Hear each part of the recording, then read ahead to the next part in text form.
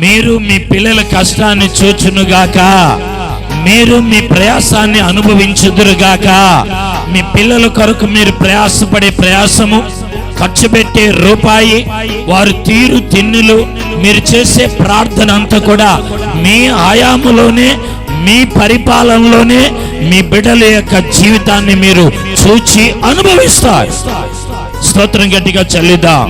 ఈ ఫలాల పండుగలు, నేను ఈ ఫలాల పండుగలు ఒంగోలు కేశరాజుగుంట రాజేష్ దీపికాలని ఎందుకు అంటున్నానంటే, గుడారాల పండుగ ఎలాగ ఫలించిందో అలాగా ఈ ఉపవాస ఫలాల పండుగ ముందు రోజుల్లో ఫలించునుగాక.